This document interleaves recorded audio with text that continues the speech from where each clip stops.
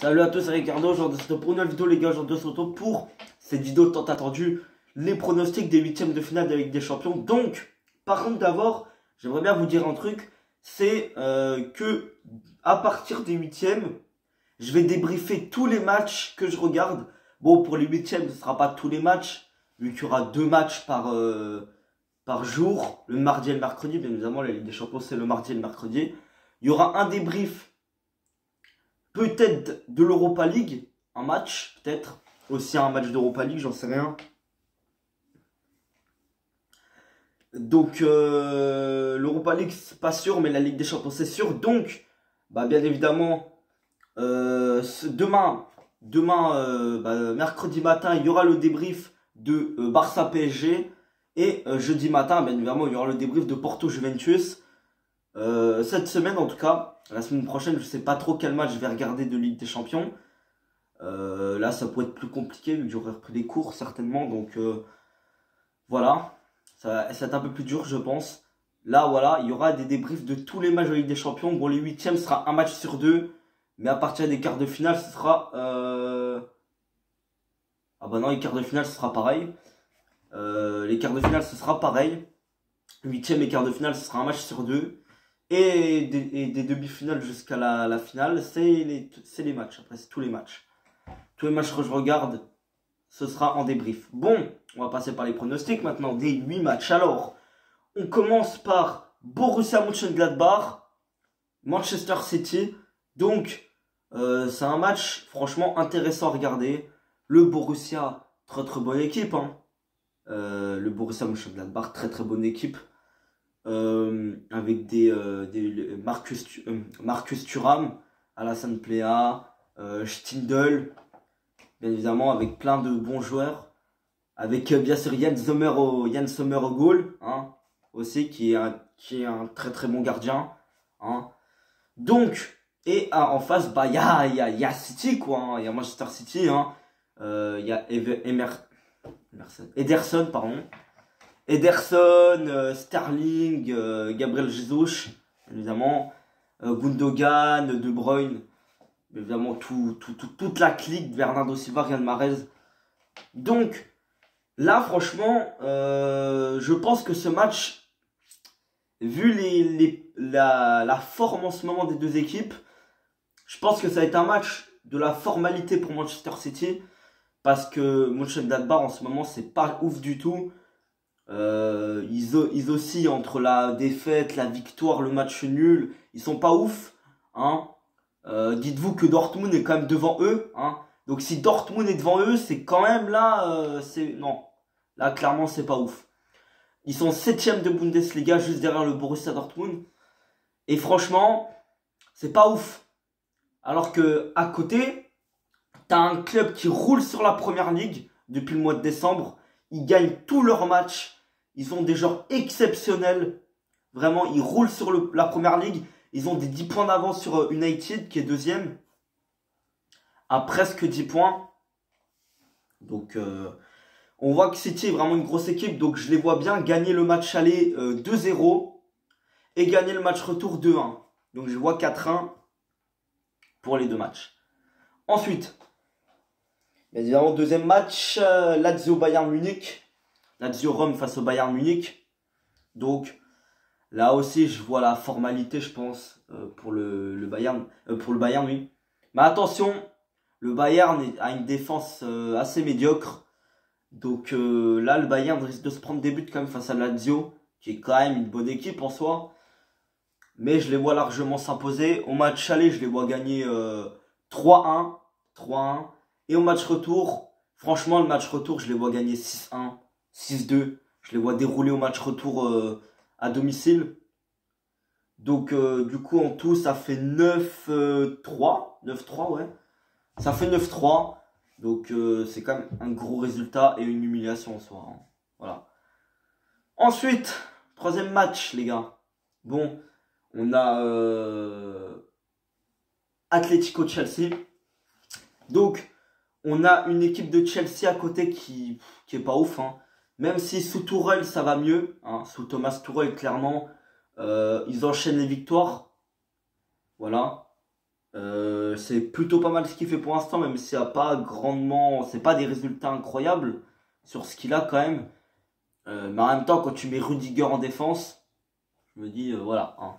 Allez, c'était logique. Hein. Il allait forcément Rudiger va être titulaire tous les matchs. Hein. Là, forcément, Kurt Zouma, c'est terminé pour lui. Donc, voilà. Chelsea qui est, alors je vous parle, 7ème de Première Ligue ou 6ème, il me semble. Donc quand même, City, c'est pas... Enfin, c'est Chelsea, pardon. Ça remonte la pente, mais c'est pas ouf. C'est pas ouf. Pas ouf du tout même. Et à côté, on a un Atlético Madrid qui roule sur le championnat espagnol. Ils ont presque 10 points d'avance sur le Real Madrid qui est deuxième. Et avec 2 matchs de retard en plus. Donc l'Atlético, c'est vraiment une équipe de malades qui risque d'être champion. Donc je pense que, comme Manchester City, je pense que l'Atlético va vraiment se concentrer sur la Champions League. Vu qu'ils ont déjà de l'avance en Liga. Je pense qu'ils vont se concentrer sur la Ligue des Champions. Je les vois bien éliminer Chelsea assez facilement. Je les vois gagner 1-0 match aller au Wanda Metropolitano. Non, il sera à Budapest le match. Voilà, j'avais oublié. Le match sera délocalisé. Et au match retour, le match retour, je crois que ce sera à Londres. Mais même s'il est le délocalisé, ils vont gagner 1-0. Et au match retour, je les vois bien faire 1-0 pareil. Je les vois bien mettre le bus tout le match. Hein. Le bus de Raymond Domenech devant le but. Voilà, devant le but d'Oblak. Donc ce serait pas mal. Malheureusement, vu que c'est pas une équipe portugaise, ce sera pas un bâtiment mais un bus. Hein. Voilà. Tout simplement. 4e match, RB Leipzig, Liverpool.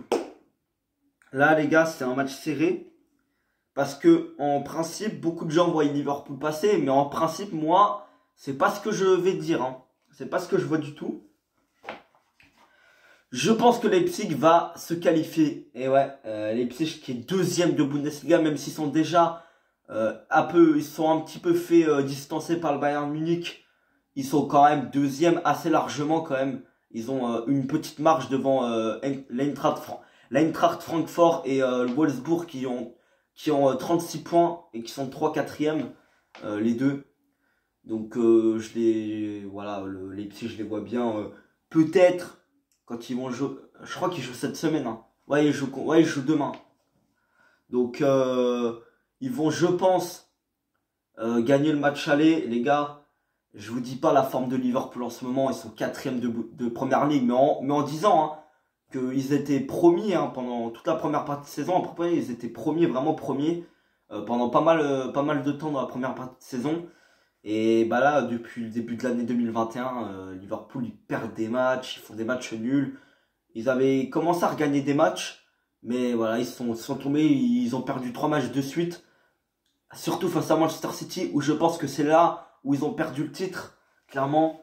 Je pense que ça va être une qualification ça va être une belle qualification de Leipzig.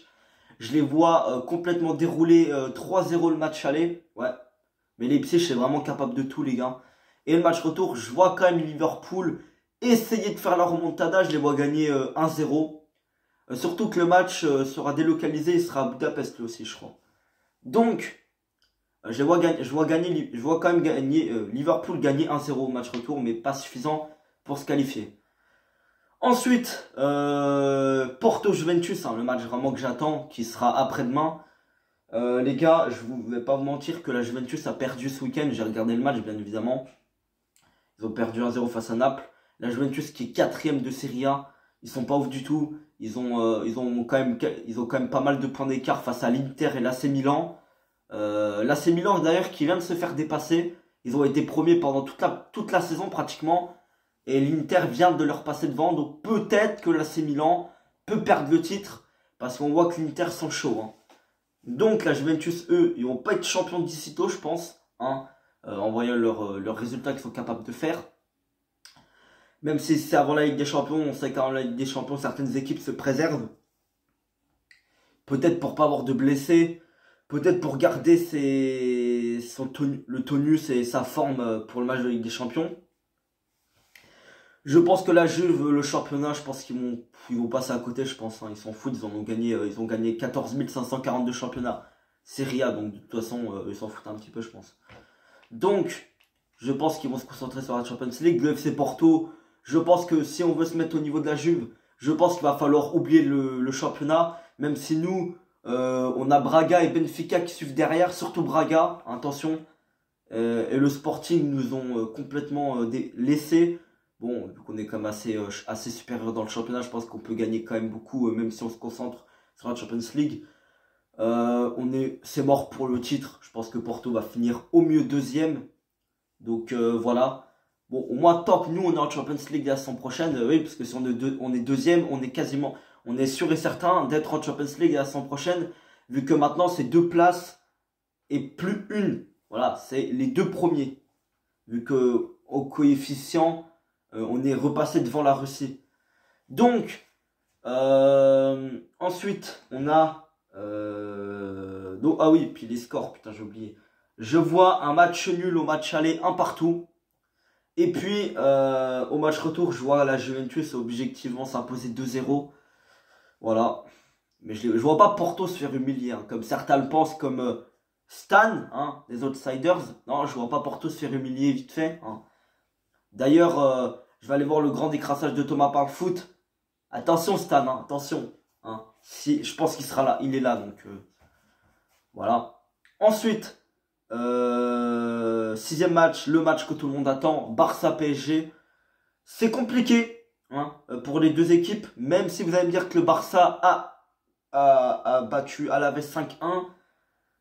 Les gars, ça veut rien dire. Hein. Ça veut complètement rien dire. Le Barça qui est le 3e, ils se sont bien repris depuis le début de l'année 2021. Même un peu avant, ils étaient déjà remontés au classement. Mais là, ils sont 3e, ça va. Ils sont au même niveau que le Real Madrid. Je pense que le Barça peut se concentrer sur la Champions League. Ils sont déjà éliminés de la Coupe du Roi. Donc le Barça peut se concentrer sur la Champions League tout autant à faire ses résultats en Ligue 1. Le PSG, eux par contre, non, hein, eux ils sont pas largués pour le titre. Donc Paris, puis de toute façon, Paris c'est particulier. Paris est au-dessus de tout le monde. Et les gars, tout le monde doit signer Lille, Lyon. Non, non, non. Paris va être champion, je vous le confirme. Paris va être champion. J'espère que non. Tu vois, pour relancer ce championnat qui est quand même pourri, on va dire. Hein. Pour relancer le débat sur la Ligue 1, ce serait pas mal qu'il y ait un autre champion. J'aimerais bien que Lille soit champion, surtout pour leur récompenser de leur saison qu'ils sont en train de faire. J'aimerais bien que Lille soit champion, ou Lyon, ou Monaco. Monaco, c'est possible aussi. Mais moi, je pense que Paris va être champion, parce que Paris est vraiment la seule équipe en Ligue 1 qui est capable d'osciller, enfin de faire ses résultats en Champions League et en même temps faire ses résultats en Ligue 1 parce qu'ils sont au-dessus de tout le monde au niveau de l'effectif. Donc je vois bien Paris, même s'ils vont en finale de Ligue des Champions, en Ligue 1, je les vois quand même écraser tout le monde, alors que si Lille, ils se concentrent sur l'Europa League, je les vois perdre des plumes en Ligue 1 et Monaco... Ah bah non, Monaco non, je suis con. Mais par contre, c'est vraiment de Lyon et Monaco, va falloir que Paris se méfie plus. Je pense que Lille va... Je sais pas, je sens que Lille va dégringoler. Je sens que Lille va tomber. Au moins 4e en fin de saison ou 3e. Mais je pense que Lyon va repasser devant Lille en fin de saison. Je dis ça, je dis rien. Voilà. Ensuite, mais pour le match aller, je vois 2 partout et je vois qualification du PSG 2-0 match retour. Oui, qualification du PSG. Ensuite, le 7e match, oui, l'avant-dernier, c'est... alors, il y a Atalanta Real Madrid, mais ça c'est le dernier.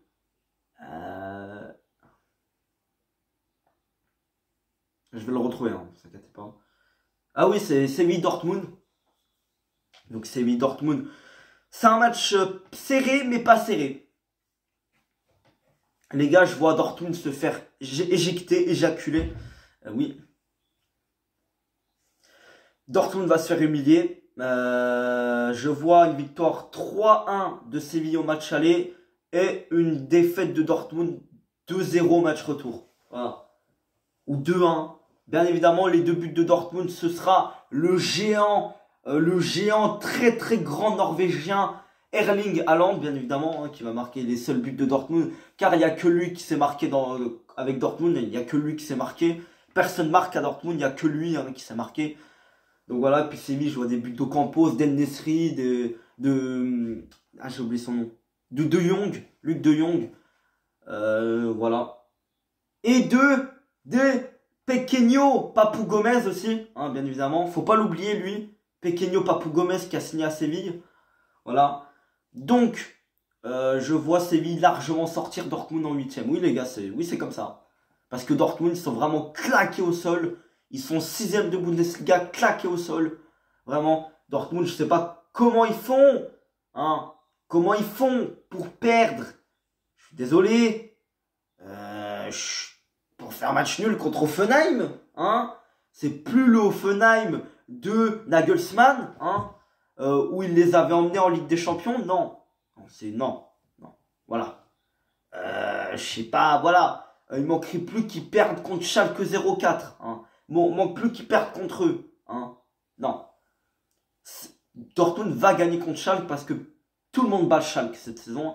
Schalke, c'est l'équipe, c'est la pute de Bundesliga, Schalke en fait. Ils sont derniers, ils vont aller en Bundesliga 2 avec Stambouli. Voilà, Benjamin Stambouli. De toute façon, qu'est-ce que tu veux aller te maintenir avec lui. Je clash Stambouli, oui, mais il est pro comparé à moi, donc je dois fermer ma gueule. Je sais même pas faire plus de 10 jongles. Si, ça m'est déjà arrivé plusieurs fois, hein, j'ai réussi plusieurs fois, mais c'est compliqué. Hein, car dès que je tire au-dessus alors que je suis à 2 cm des cages, je peux me transformer en Edinson Cavani ou en Valère Germain. Voilà, tout d'un coup. Donc, voilà, 8e dernier match, c'est, comme je vous l'ai dit, Atalanta-Real Madrid. Les mecs, Atalanta, récemment, quand Papou Gomez était encore là-bas, il y a eu pas mal, il y a eu vraiment des grosses mésententes. Hein, il y a vraiment eu des disputes. Vraiment, c'était le divorce, on va dire. Il aurait même vu, il aurait, à mon avis, il aurait même, à ce qui paraît, hein, Papou Gomez aurait voulu en venir aux mains avec Gasperini, voilà, l'entraîneur de l'Atalanta. Apparemment, les gars, non mais, Papou Gomez, calme-toi, oh, Gasperini, respecte-le. Le mec, il a le double de ton âge, hein, quand même. Si tu le défonces, c'est une honte. C'est honteux, comme dirait René Malville, hein. Si tu le défonces, c'est honteux, hein, c'est honteux. Donc, Papou Gomez, franchement, c'est de l'irrespect si tu fais ça. Déjà de son âge, parce que Gasperini, quand tu vieillis, t'as beau avoir l'expérience et être âgé, t'as moins de force, hein. T'as moins de force. Alors peut-être que mentalement, t'as peut-être de la force, hein. T'es capable de contrer, de te battre mentalement et dans les mots, mais niveau bagarre, hein, comme ce que Papou Gomez aurait faire, je pense que Papou Gomez l'aurait hagar, hein. Et ça, ce serait de l'irrespect totalement. On va pas parler de bagarre ici. Je vois l'Atalanta se faire éjecter parce que dès que Zizou est menacé d'être viré, eh ben, le Real Madrid, t'es sûr qu'ils vont gagner. T'es sûr qu'ils vont gagner. Donc ce que je conseille, c'est que les Madrilènes menacent Zidane. Il faut pour la technique, hein, très très simple. Il faut que Florentino Pérez mette Zidane sur la sellette pour que le Real Madrid se qualifie. Bon, match aller, je les vois gagner 1-0. Et match retour, je les vois gagner 3-1. Alfredo Di Stefano, je sais plus si ça. Le centre d'entraînement Di Stefano, je crois qu'il s'appelle comme ça. Oui, parce que le Bernabéu est en rénovation depuis mai-juin 2020, je crois. Hein. Ouais, c'est en juin 2020 que le Real Madrid a commencé à jouer dans son centre d'entraînement, hein, dans les matchs officiels. Et c'est toujours pas terminé. Ils vont toujours. Je pense que toute la saison, ils vont la finir là-bas. Je pense que c'est dès la saison prochaine qu'ils vont jouer dans le nouveau Bernabéu. Hein. Voilà. Donc, les gars, c'est terminé. Ces pronostics incroyables. Vraiment, je suis le plus gros devin footballistique. Vraiment, les gars, suivez-moi vraiment. Est-ce que vous préférez niquer 33 000 € ou m'écouter? Moi, je pense que la question, elle est vite répondue. Donc, suivez-moi et on va gagner plein de paris ensemble. Salut!